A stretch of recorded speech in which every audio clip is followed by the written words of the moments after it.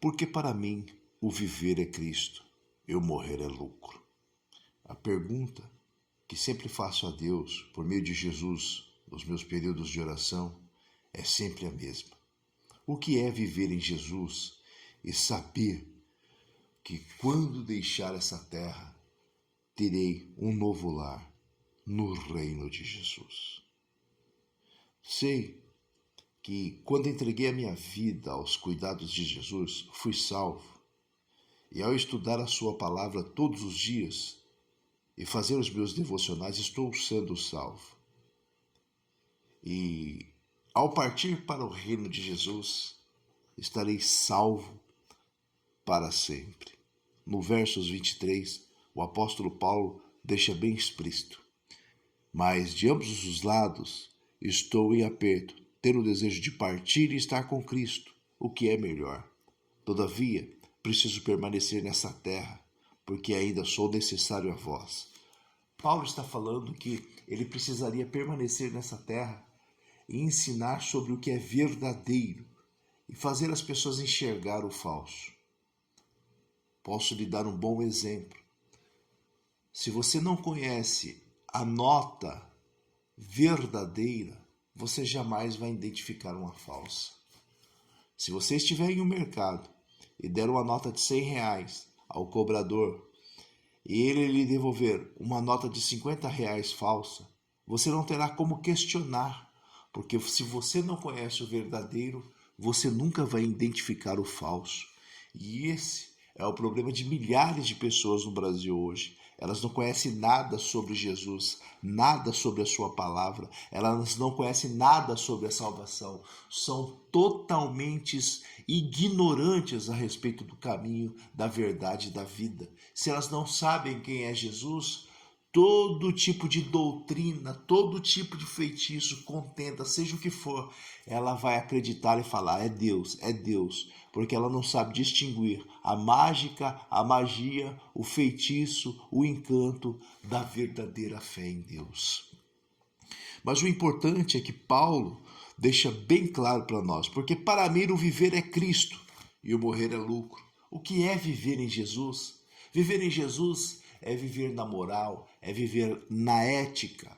Viver em Jesus é viver na fonte transbordante. Viver em Jesus é viver em Gálatas 5, 22.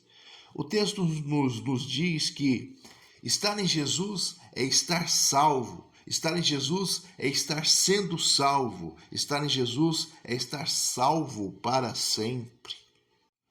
A melhor coisa que eu fiz na minha vida foi quando eu entreguei a minha vida para Jesus. E eu passei pelo capítulo 1 de Isaías e vivo nessa promessa até o dia de hoje. Vinde agora e vamos debater juntamente a respeito do que diz o Senhor. Embora os vossos pecados sejam como escarlate, eles se tornarão brancos como a neve. Embora eles sejam vermelhos como o carmesim, eles serão brancos como a lã. Porque eu lavei todos os meus pecados, eu lavei toda a podridão da minha alma no sangue de Jesus. Jesus é o Cordeiro Santo, o sacrifício único, o único sacrifício que Deus aceita para perdão dos meus pecados. Nessa vida em Jesus eu não preciso fazer nada, nenhum tipo de sacrifício. Não é o meu dízimo que vai fazer Deus me aceitar em seu reino, não é a minha oferta, não, nenhum tipo de sacrifício. Isso os pagãos faziam ao deus Maamon. Ao deus Maamon eles sacrificavam dinheiros, bens, ouros, prata, bronze. Eles faziam esse sacrifício a Mamon com o objetivo de ficarem ricos, de serem prósperos. Mas em Deus eu não preciso fazer nenhum tipo de sacrifício, porque ele diz: se você obedecer a minha palavra, viver no meu caminho, em moral, ética, em amor, em Gálatas 5, 22, em Romanos 8, 14, 15, 16, em 2 Crônicas 7, 14, se você viver em minha palavra, você será uma pessoa próspera nessa terra. A mesa já está preparada, eu posso me assentar e me alimentar dela sem nenhum tipo de sacrifício. Não posso confundir. Se eu sei o que é verdadeiro, o falso jamais me enganará. capítulo 1 de João, versos 12 diz: mas todos quanto recebeu, deu-lhe o poder de se tornarem filhos de Deus, aqueles que creem em seu nome, os quais não nasceram do sangue, nem da vontade da carne, nem da vontade dos homens, mas de Deus. Se eu estou em Deus, eu estou salvo, eu fui salvo. Mas existe uma coisa que eu preciso continuamente fazer, é estar sendo salvo. Como eu faço isso? E quando eu entreguei a minha vida para Jesus, eu fui salvo. E agora eu preciso continuar sendo salvo. E como eu faço? Eu estou sendo salvo quando eu obedeço o que Jesus disse no capítulo de João 15. Capítulo 15 de João, ele diz assim: eu sou a videira verdadeira, vós sois os ramos. Quem permanecer em mim, eu nele, esse dá muito fruto, porque sem mim nada podeis fazer. Se alguém permanecer em mim, as minhas palavras, se alguém não permanecer em mim, ele será lançado fora, como um ramo que murcha, e é o homem que recolhe e os lança ao fogo, e serão queimados. Mas se você permanecer em mim e as minhas palavras permanecerem em você, pedireis o que quiserdes e vos será feito. Nisso é glorificado o Pai, que deis fruto, assim sendo meus discípulos. Quando eu permaneço em Jesus e as palavras de Jesus permanecem em mim, eu estou sendo salvo.